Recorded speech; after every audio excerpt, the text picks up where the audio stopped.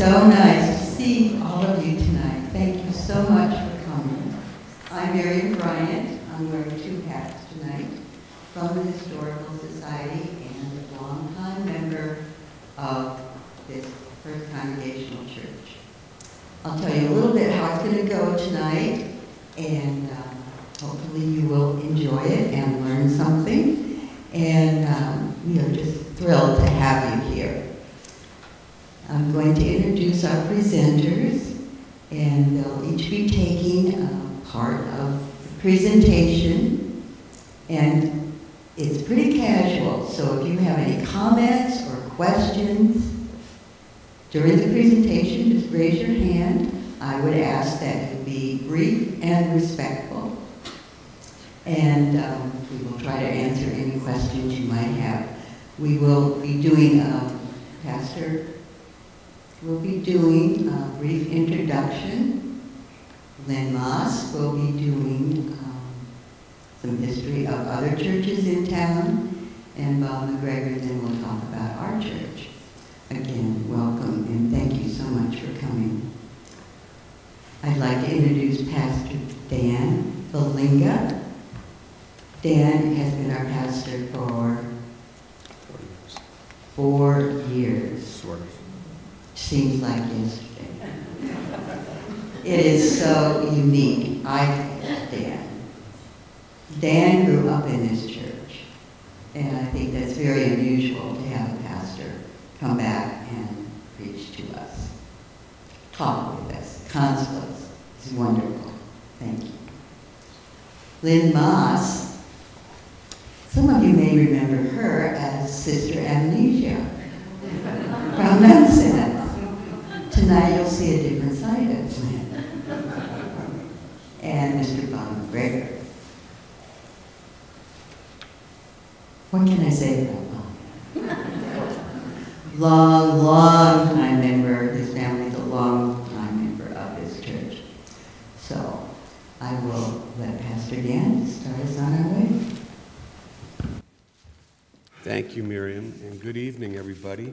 As said before, I'm Dan Philia. I'm privileged to be the pastor here at this church. I started out actually the first Sunday of March 2014, so a little less than 4 years. And I remember it because the weather was so bad that my first act as pastor was to cancel church because of the weather. But it's a wonderful group, and I'm privileged to be part of it. And if I may take such liberties, I would like to invite anyone who doesn't have a church home.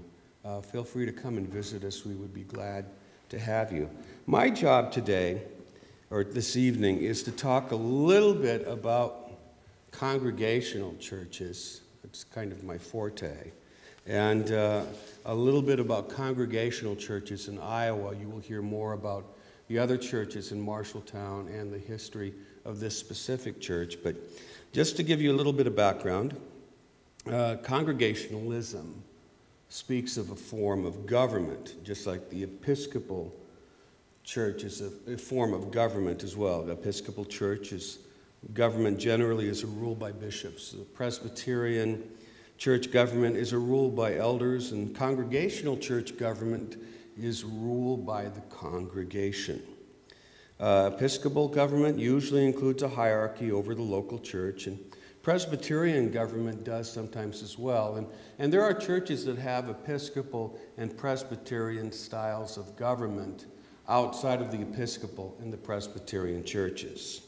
But congregational government is found in a lot of churches, particularly churches of the Baptist persuasion, and also some non-denominational churches, and of course, congregational churches. In addition to those churches which practice this form of government, there's also those that call themselves congregational churches. They put their name right on the sign out front. Most of these are affiliated with the United Church of Christ. They're the biggest group. Like every denomination, they've split off into different groups over the years. Or they're affiliated with the National Association of Congregational Christian Churches. This church, this congregation being one of those. Or the Conservative Congregational Christian Conference. And something that's not in my notes, but a little tiny detail about Congregationalists is there's a fourth group that started out from those New England pilgrims. They were the Unitarians.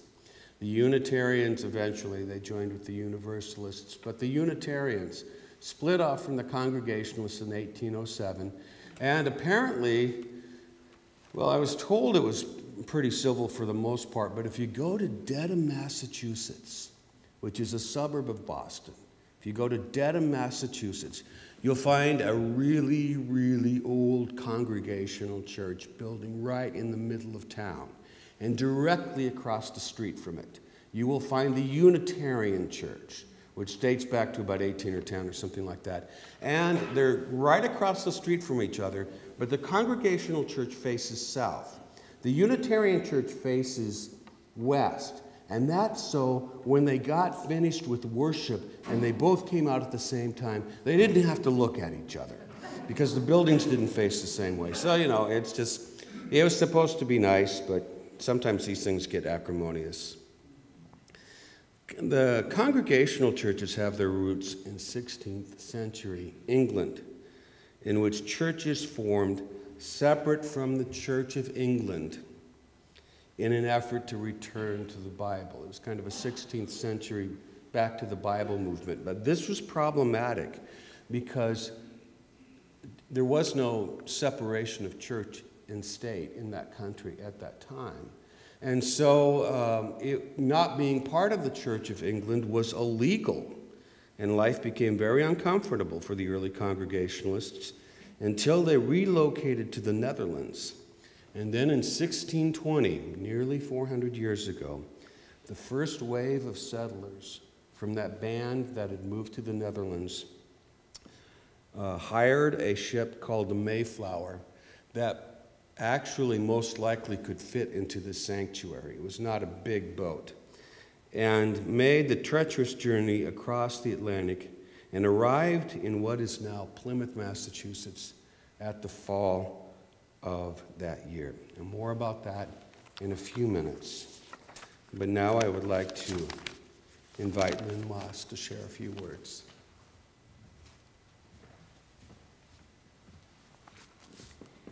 During the territorial and early statehood days of Iowa, there was great concern for the spiritual welfare of the frontier settlers.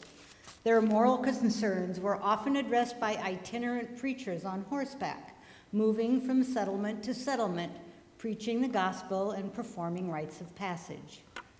Many fledgling churches initially met in log cabins or private homes, until gradually over the years, congregations grew in numbers that warranted the purchase of land and raising their own church home.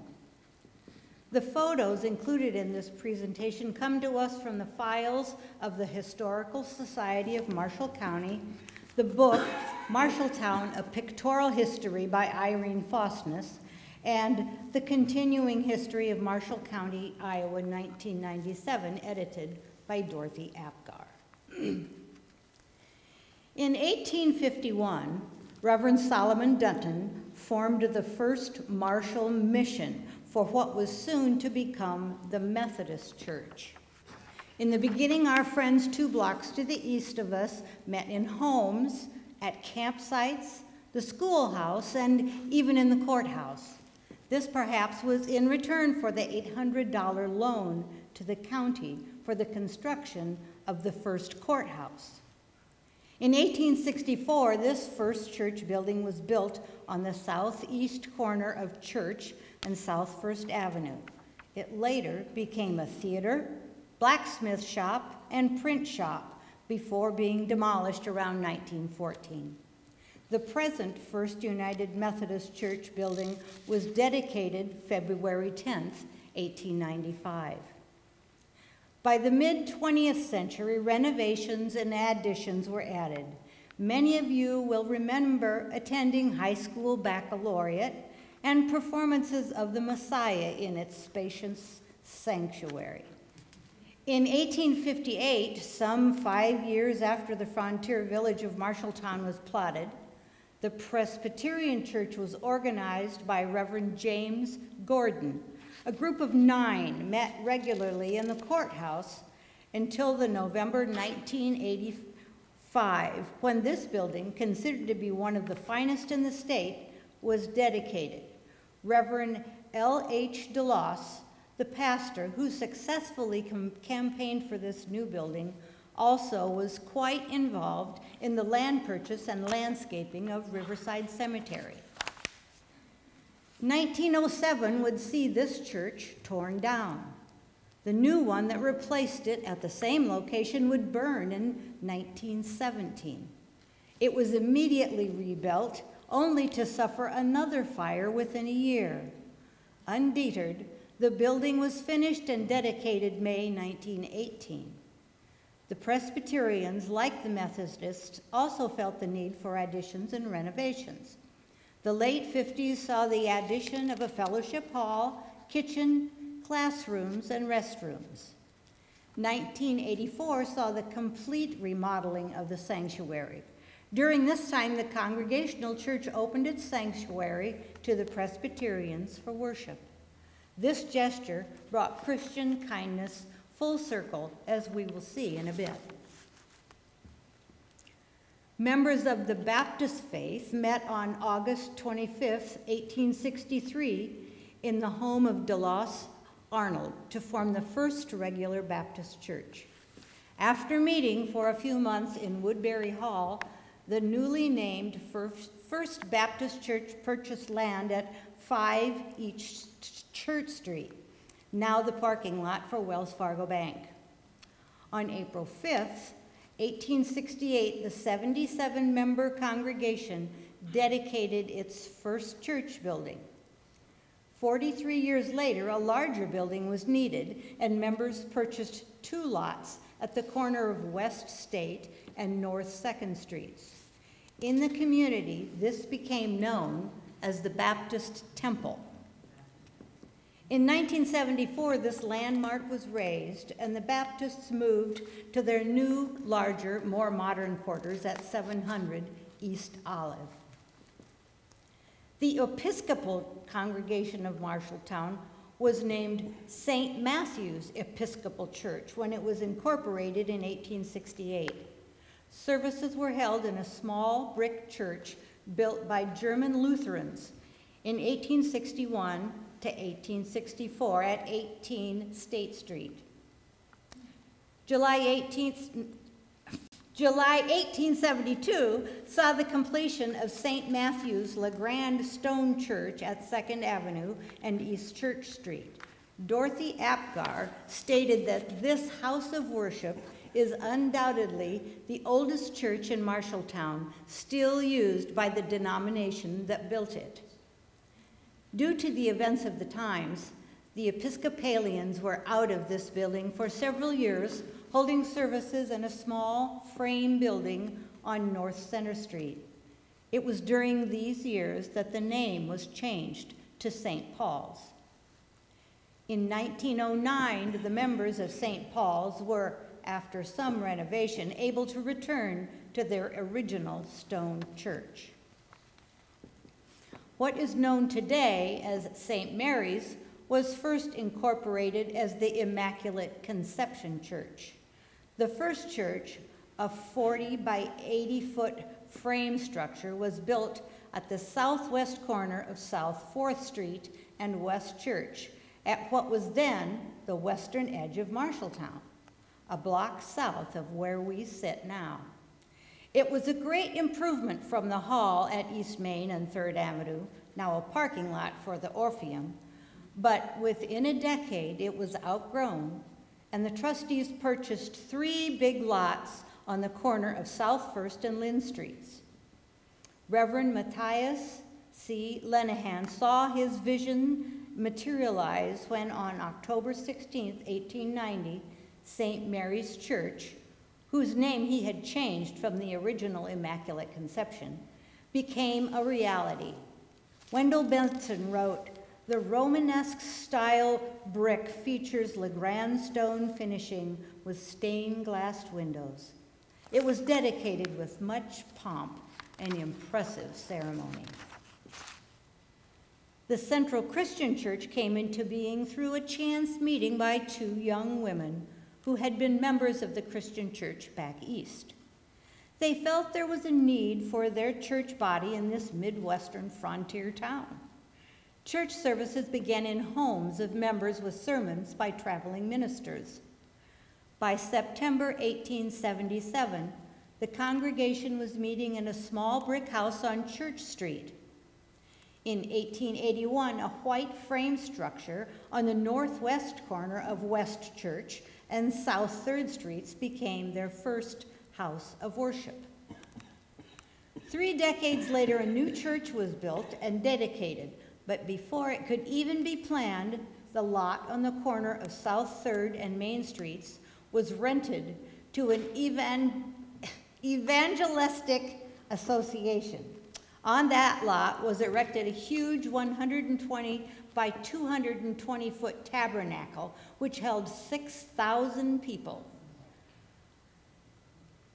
Billy Sunday, the world famous evangelistic, boy, I don't like that word, evangelistic preacher came to Marshalltown for 6 weeks, preaching to thousands from towns and the surrounding area. Subsequently, the new church was built and has been the home of Central Christian Church since 1910. Major rebuilding of the sanctuary occurred in the late 40s, and additional improvements were made in 1973. Another major change recently was the relocation of the main entrance from Main Street to the west side of the building.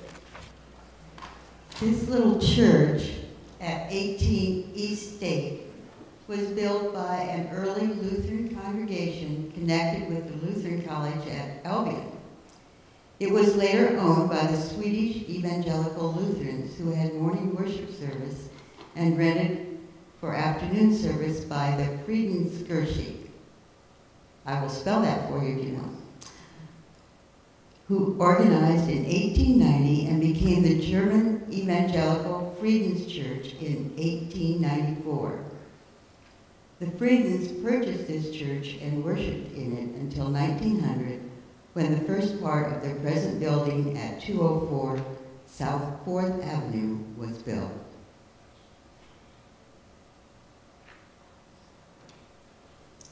To this church came Reverend Carl Rest, who was the guiding force in the establishment of the Evangelical Deaconess Hospital. The Boardman home on the corner of 3rd Avenue and Main was purchased by the Deaconess Society, and our hospital with a deaconess home and a school of nursing was born. Within a few years, Reverend Rest became the full-time administrator of the deaconess.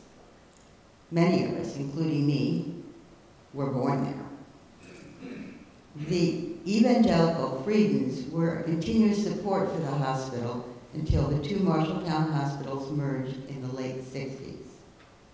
There were 2 more name changes as a result of merger and amendments before this church became known as the First United Church of Christ, and it still stands on that corner today.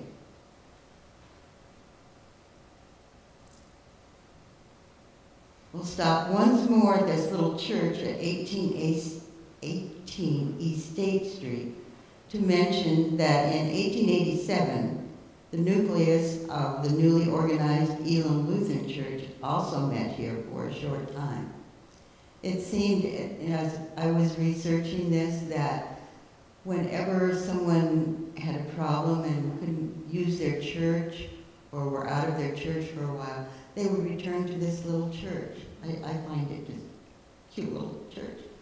Unfortunately, it was turned into a business, and in Irene Foss's book, she says now it's beer hall and a secondhand clothing store. I think it's still standing, and there are remnants of the church in it, so hopefully I can get into that building sometime.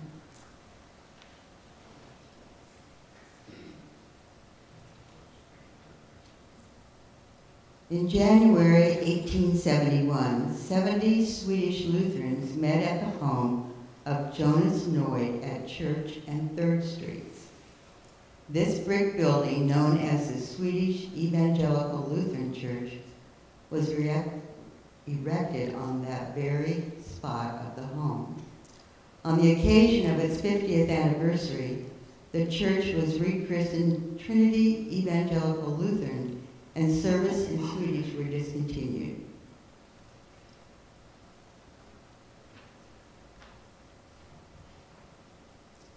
Some of you may remember that Gene Seberg was married in this church in the late 1950s. When the church members moved to their new location on 3rd Avenue and Anson, the name again changed to Trinity Lutheran Church.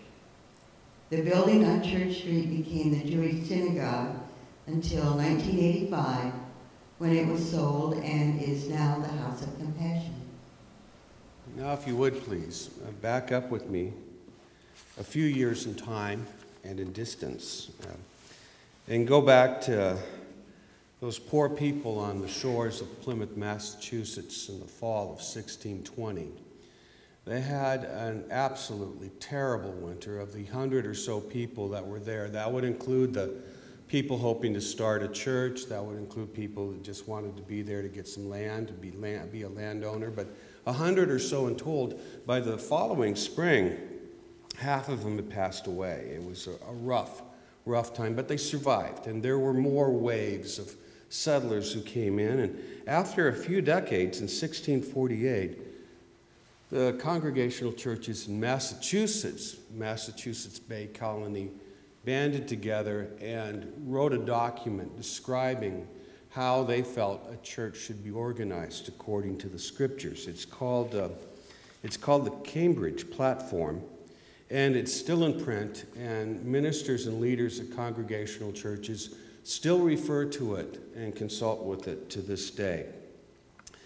Then they decided they needed, along with Christians of all stripes at that time, to be prepared to move west as the country expanded and people immigrated. The Congregationalists were determined to start churches, and when they started a church in a village, to as soon as possible start a school, if a school doesn't already exist.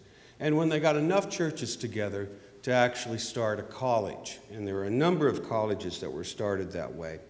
And groups of seminary graduates, usually named after their seminary, would commit themselves to home missions and would head west, often for the rest of their lives, often in pretty difficult circumstances, to be able to start churches as immigration expanded westward. There was one group that was known as the Yale Band. They were named after Yale Divinity School. And there was a fellow there who was part of that group named Asa Turner, Jr. And in 1838, Asa Turner crossed the Mississippi and went to the little tiny village of Denmark, which is still there. It's still small. It's in southeastern Iowa, Denmark, Iowa, and he formed the first Congregational church in the state. It was 1838. Very soon thereafter, formed what is known as the Denmark Academy. That was the school at the time. Within a few years, however, he had a group of young men come from Andover Theological Seminary. It's now known as Andover Newton Theological Seminary, who were determined to commit themselves to home missions. And in February of, it was February 5th of 1843. They met in his cabin the day before and took assignments in different parts of Iowa. Of course, Iowa at that time being the land west of the Mississippi, south of Minnesota, north of Missouri, for about 40 or 50 miles. Beyond that, you were kind of on your own. That's the way Iowa was like back then. And they divided up the region amongst themselves, committed themselves to prayer, were ordained to the ministry on the 5th of February, 1843, and separated to different parts of the state.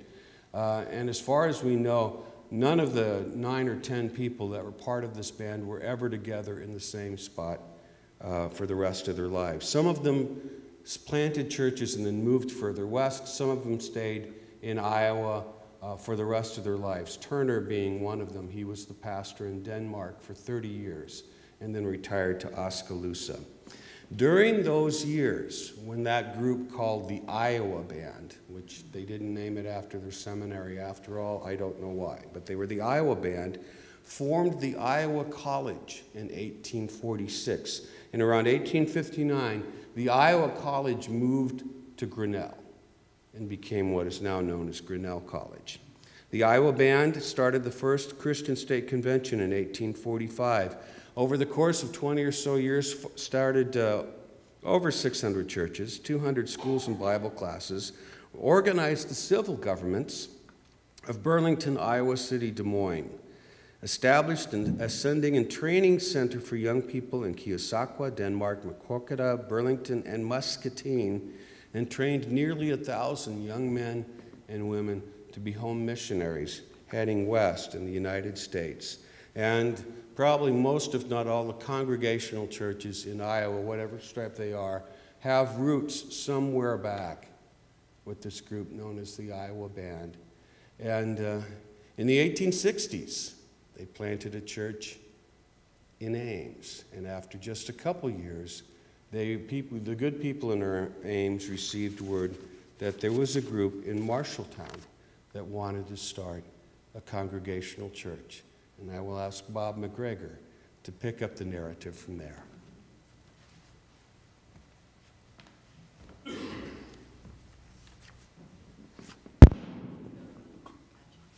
The Civil War was over, and our city and county were prosperous.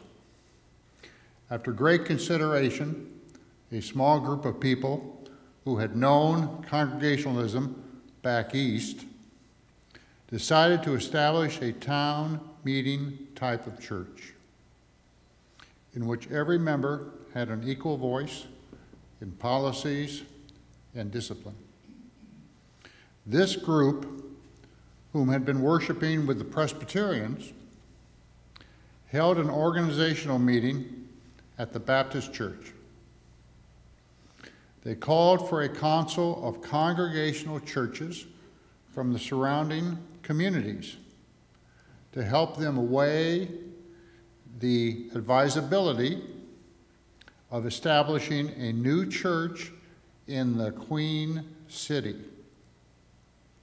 a nickname used for Marshalltown because it was a progressive and prosperous community. At 8 p.m., July 9th, 1868, after a day of deliberation, the first Congregational Church of Marshalltown came into being with 11 charter members. During that first summer, the new church depended on the courtesy of the Baptists and other churches to provide a meeting place and supply pastors.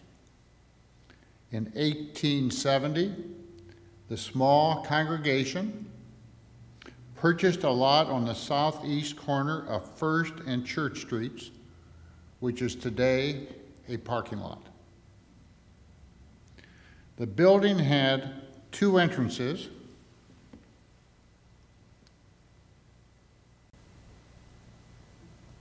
One entrance was for women, and one entrance was for men.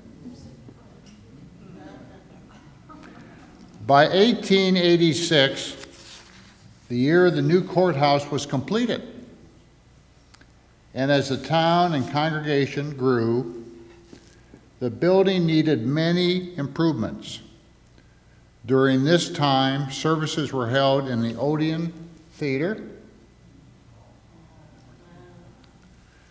the marvel that drew famed opera and theater to Marshalltown. It was about this time that Marshalltown became an example of the Industrial Revolution. Companies such as Marshalltown Trowel, Lennox Industries, and the Fisher Governor Company were being started. Visions of a new building began to form at the 1911 annual meeting, resulting in the purchase of this corner lot at West Main and 4th.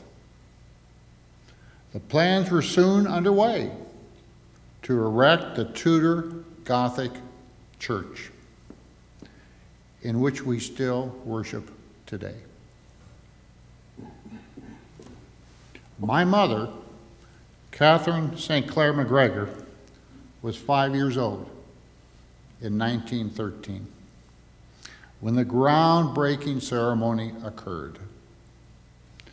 Well, Catherine, wanting to be part of the festivities, ran to her home, grabbed the family fireplace shovel, proceeded back here to the groundbreaking, and broke the shovel. The latest improvements in the building itself was a complete renovation of the sanctuary and construction of the education wing in 1962. Structurally, it remained the same, retaining the original windows with their symbols of the fruit of the vine.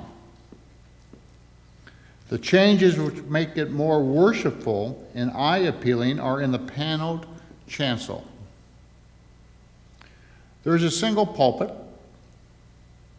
with wood carving on either side, portraying John Robinson, who ministered to the pilgrims in Holland, and Thomas Hooker, a colonial clergyman who gained the title of Father of the American Democracy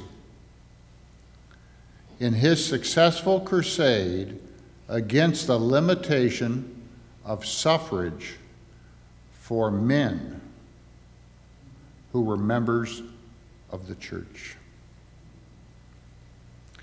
A 7-foot carved wood cross hangs above the communion table. In the narthex is another wood carving depicting the Good Shepherd. One more restoration and redecoration of the sanctuary occurred in 1991, as well as the revitalization of the pipe organ and the installation of an elevator. In the almost 150 years since the beginning of the many churches in Marshalltown, there have been many changes and new developments in our community. There are many new denominations, many more organizations, many new events to attract our citizens. No longer is each church the social center of its members. Marshalltown does remain a city of beautiful churches with historic histories and devoted members. Again, we thank you for coming. We send you to your own churches with Thanksgiving blessings and much, much success for the rest of the year. Thank you so much.